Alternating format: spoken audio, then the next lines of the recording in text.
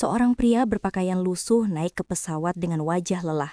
Tapi siapa sangka, hanya dalam 3 menit dia membuat seluruh penumpang berdiri dan menangis. Awalnya ia dihina, dibilang kampungan, diketawain karena nggak bisa bahasa Inggris. Bahkan pilot sendiri sempat meremehkannya. Tapi detik berikutnya, dunia seakan terbalik. Orang yang mereka hina justru menyelamatkan semuanya. Siapa sebenarnya pria ini dan apa yang terjadi di balik kabin pesawat itu? Tonton sampai habis, karena kisah ini akan bikin kamu merinding sekaligus bangga jadi orang Indonesia. Sebelum lanjut, tulis di kolom komentar kamu nonton dari kota mana. Jangan lupa tekan tombol like, subscribe, dan share ke teman-temanmu. Semoga yang sudah tekan tombol itu, kesehatannya selalu dijaga, rezekinya lancar, dan semua utangnya segera lunas. Amin. Suara roda koper beradu dengan lantai marmer Bandara Charles de Gaulle sore itu. Panggilan pengumuman terdengar bersahut-sahutan dalam bahasa Inggris dan Prancis. Cepat dan asing di telinga seorang lelaki bernama Zainal, 26 tahun, asal Jawa Timur. Tubuhnya kurus, wajahnya kelelahan, dan bajunya tampak lusuh. Bekas oli dan debu pabrik masih menempel di seragam biru tuanya. Di punggungnya tersampir ransel butut. Satu-satunya harta yang ia bawa selain mimpi untuk pulang. Selama 3 tahun di Prancis, Zainal bekerja di pabrik perabotan logam di pinggiran Lyon. Ia tidak banyak bicara, tidak tahu bahasa Prancis, hanya tahu kerja, tidur, dan menabung. Kini, kontraknya selesai. Ia ingin pulang ke kampung halaman, ke rumah kecil berdinding papan, untuk memperbaiki atap yang bocor dan menyenangkan ibunya yang sudah renta. Di ruang tunggu pesawat menuju Jakarta, Zainal duduk di antara orang-orang berpakaian rapi, pebisnis dengan jas tebal, turis dengan koper besar, dan wanita-wanita memakai parfum mahal. Zainal membuka bekalnya, sebungkus kecil nasi kering dan sambal teri yang ia bawa dari rumah teman TKI-nya. Namun, aroma itu membuat beberapa orang menoleh. "What's that smell?" bisik seorang wanita berambut pirang kepada suaminya. "Probably from that guy, the one in the dirty jacket," jawabnya sambil melirik ke arah Zainal. Zainal mendengar, tapi hanya menunduk. Ia menutup bekalnya perlahan, menelan ludah, lalu menatap papan pengumuman yang menampilkan tulisan AF 752, Paris to Jakarta, boarding 17.45. Sambil menghela nafas panjang, ia bergumam dalam bahasa Jawa halus. "Sadurunge tekan omah, kudu sabar. Ora kabeh wong ngerti perjuangan wong cilik.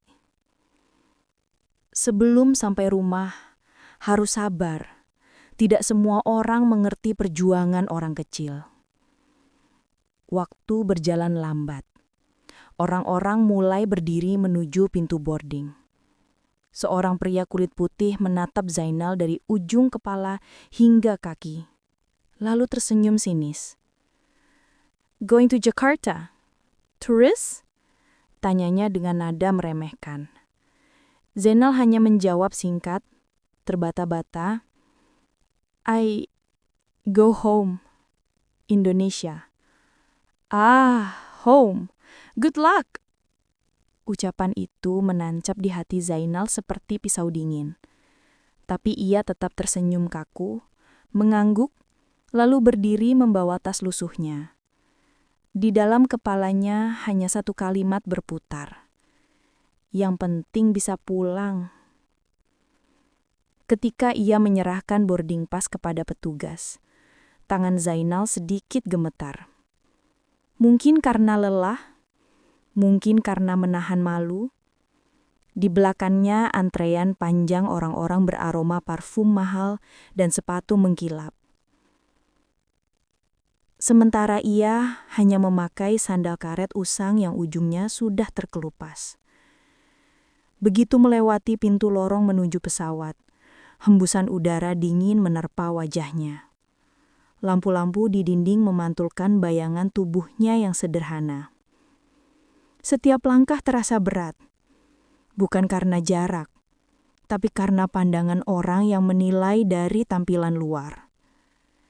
Dalam hati, Zainal berkata pelan, "Gusti, mugi-mugi perjalanan iki slamet, kulo namung pengen mulih ketemu ibu." Ia tidak tahu bahwa penerbangan kali ini akan mengubah hidupnya selamanya. Kabin pesawat terasa dingin, namun suasananya hangat oleh percakapan para penumpang yang saling mengenal atau sekedar basa-basi.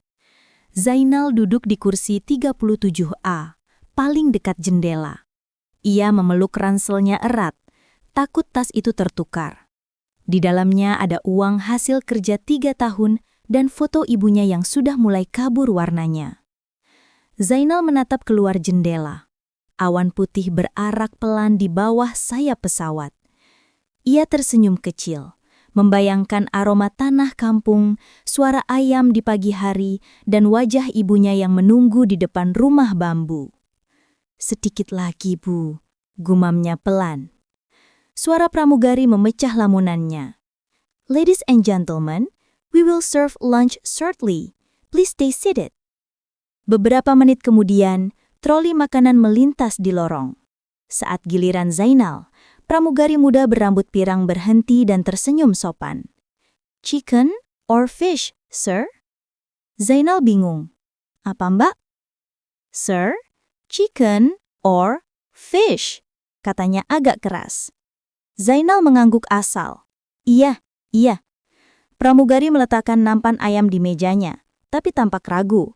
Saat Zainal membuka bungkusan nasi kering dan sambal terinya dari rumah teman, aroma khas rempah langsung memenuhi udara sekitar. Beberapa penumpang menoleh dengan wajah tidak nyaman. Seorang wanita menutup hidungnya, pria di depannya berdehem keras. "Excuse me? What's that smell?" "I don't know. Maybe his food," jawab yang lain dengan nada jijik. Pramugari mendekat, berbisik pelan, namun terdengar jelas oleh sekitar. "Sir, you cannot eat that here. It's too strong." "Makanan saya, Mbak. Saya bawa dari rumah." "Sorry? English, please."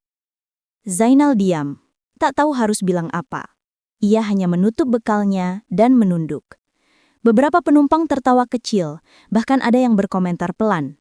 "Maybe he doesn't even understand what we are saying."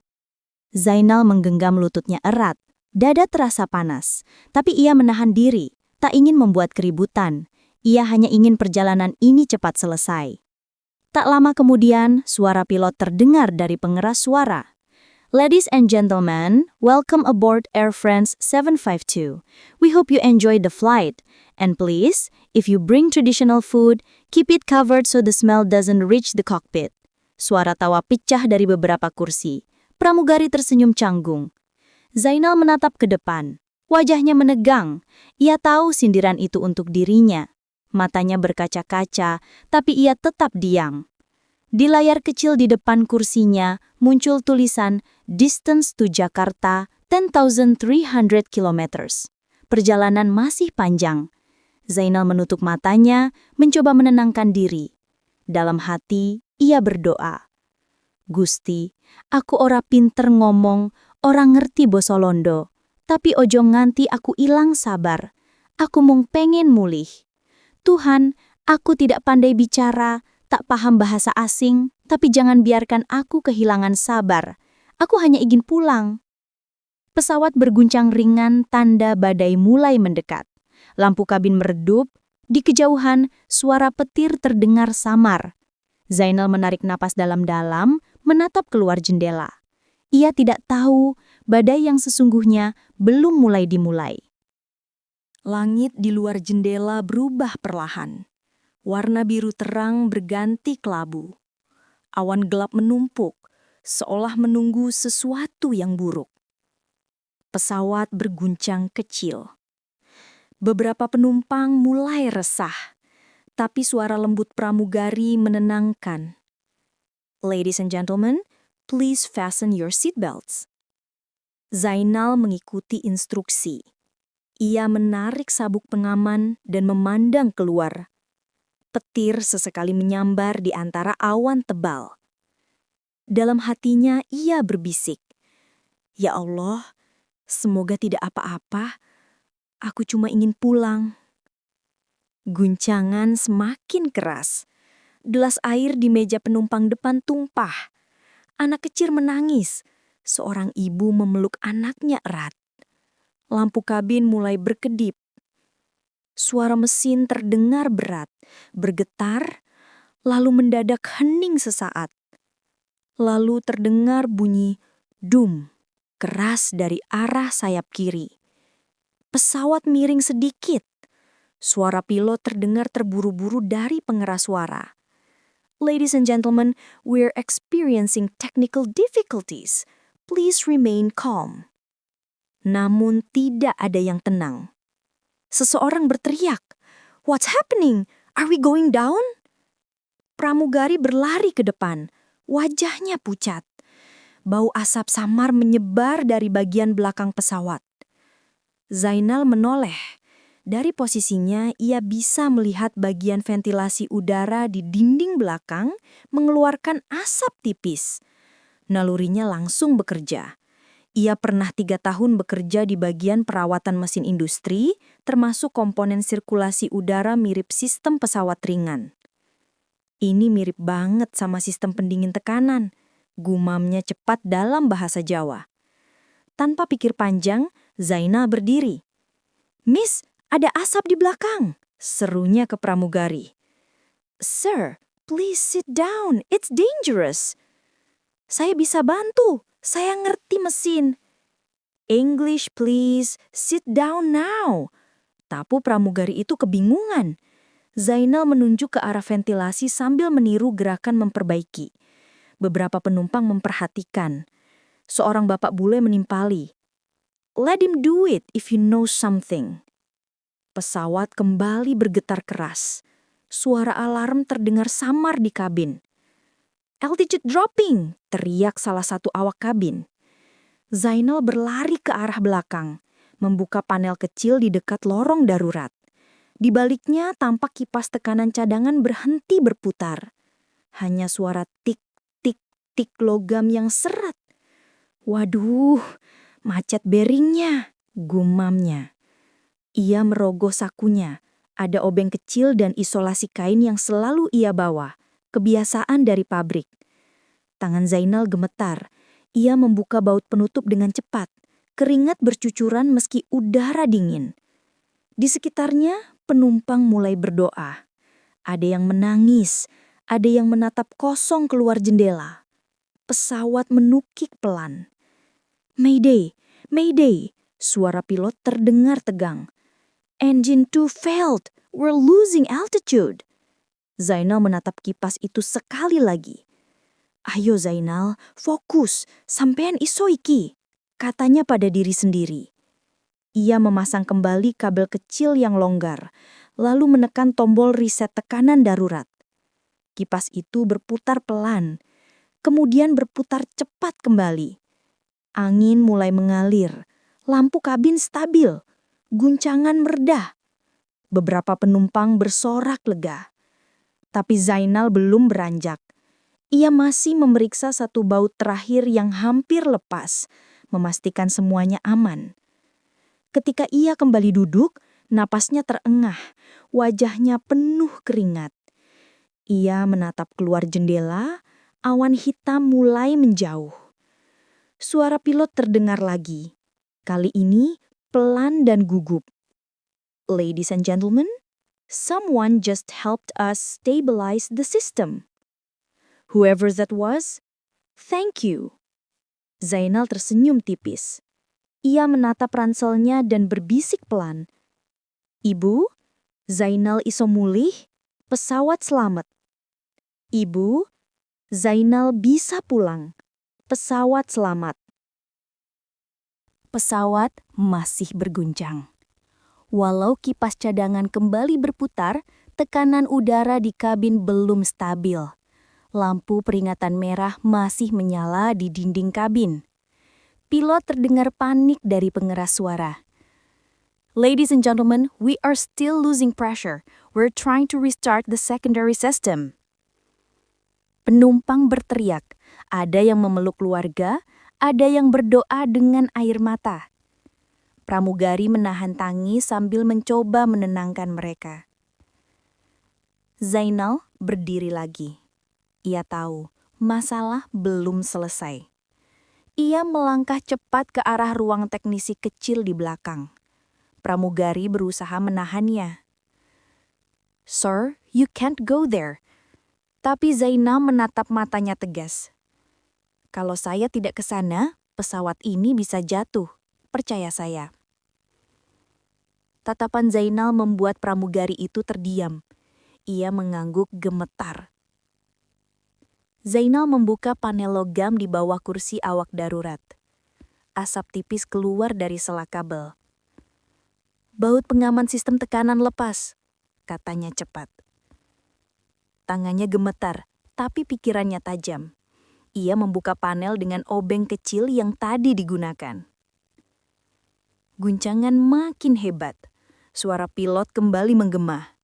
"We're descending. We need backup system now." Zainal menahan napas, mengencangkan baut, menyambung kabel kecil dengan isolasi kain yang sudah mulai lepas. Keringat menetes dari dagunya, matanya fokus. Ayo sedikit lagi," gumamnya. 3 menit terasa seperti 3 jam. Suara kipas tiba-tiba berhenti sejenak lalu berputar kembali dengan keras. Tanda tekanan kabin di layar teknisi berubah dari merah menjadi hijau. Pesawat stabil. Guncangan berhenti. Hening.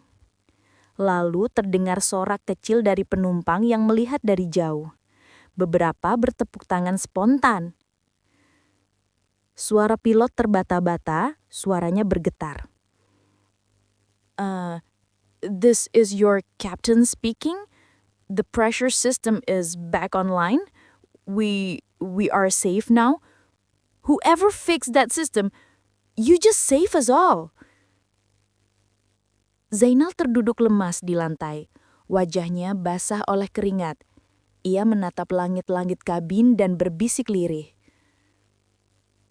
"Alhamdulillah, Gusti, mugi selamat kabeh. Terima kasih Tuhan, semoga semua selamat." Beberapa pramugari menghampiri, matanya berkaca-kaca. "You saved us. Thank you, sir," ucap salah satunya dengan suara bergetar. Zainal hanya mengangguk, menatap keluar jendela. Langit yang tadi gelap kini mulai terang. Awan hitam perlahan terbelah menampakkan cahaya mentari di ujung horizon. Ia tidak tahu, dalam beberapa menit lagi, semua penumpang akan berdiri untuknya. Pesawat akhirnya mendarat darurat di Bandara Maskat, Oman. Roda pesawat berdecit keras menyentuh landasan, menimbulkan hentakan tajam. Penumpang berteriak lega, sebagian menangis histeris karena selamat. Zainal menunduk dalam, memejamkan mata. Tubuhnya masih gemetar. Tangan kotor bekas oli dan abu mesin. Tapi ia hanya berbisik. "Matur nuwun Gusti, kabeh selamat. Terima kasih Tuhan, semuanya selamat." Begitu pesawat berhenti sempurna, pilot keluar dari kokpit. Wajahnya pucat, keringat menetes di dahi. Ia mencari seseorang dengan pandangan bingung. Hingga pramugari menunjuk pelan ke arah Zainal yang duduk di kursi belakang. Pilot itu melangkah pelan mendekatinya. Seluruh kabin hening. Zainal berdiri, menunduk sopan. Pilot berhenti di depannya, menatap lekat, lalu berkata dengan suara bergetar. "Sir, you're the one who fixed the system?" Zainal mengangguk pelan. "Yes, little fix only, sir," jawabnya terbata. Pilot menatapnya lama, lalu menunduk, suaranya berat menahan haru. "You didn't just fix a system. You saved 178 lives. Ia menyalami Zainal dengan kedua tangan. Seketika seluruh penumpang berdiri. Tepuk tangan bergemuruh di dalam kabin. Beberapa orang berteriak, "Bravo! Thank you, hero!" Pramugari yang tadi menegurnya menitikkan air mata, menunduk meminta maaf. "I'm so sorry for before. I didn't know." Zainal hanya tersenyum lembut. "Saya cuma orang biasa, Mbak. Gusti sing nolongi. Saya hanya orang biasa. Tuhan yang menolong." Ia menatap keluar jendela. Matahari sore menembus awan menyinari wajahnya yang tenang. Lusuhnya pakaian kini tampak seperti simbol keteguhan hati. Tidak ada jas mahal, tidak ada gelar besar, hanya ketulusan dan keberanian seorang anak desa. Ketika Zainal berjalan keluar dari pesawat, semua penumpang berdiri di lorong, memberi jalan. Ada yang menepuk bahunya, ada yang menyalanginya dengan hormat. Pilot menunduk, memberi penghormatan terakhir. Zainal melangkah perlahan keluar, membawa tas butut di punggung. Langit Maskat terlihat biru bersih. Ia menatap ke atas, tersenyum kecil. "Igu, Zainal pulang. Pesawatnya selamat, Gusti." Teman-teman, dari kisah ini kita belajar. Jangan pernah meremehkan siapapun hanya karena penampilannya. Kadang, orang yang paling sederhana justru punya hati dan keberanian luar biasa. Kalau kamu terharu dengan kisah ini, bantu sebarkan kebaikan dengan cara yang paling mudah. Tekan tombol like, share ke teman-temanmu, dan jangan lupa subscribe channel ini sekarang juga. Biar cerita-cerita inspiratif seperti ini terus hidup, terus menguatkan hati orang-orang kecil yang sedang berjuang di luar sana. Dan buat kalian semua yang sudah klik tombol subscribe, semoga rezekimu lancar, hutang-hutangmu segera lunas, dan hidupmu selalu dipenuhi keberkahan. Tulis di kolom komentar, dari kota mana kamu menonton kisah ini. Biar kita tahu seberapa jauh kisah Zainal menyentuh hati banyak orang. Sampai jumpa di kisah nyata berikutnya, kisah tentang keberanian, keikhlasan, dan cinta sesungguhnya.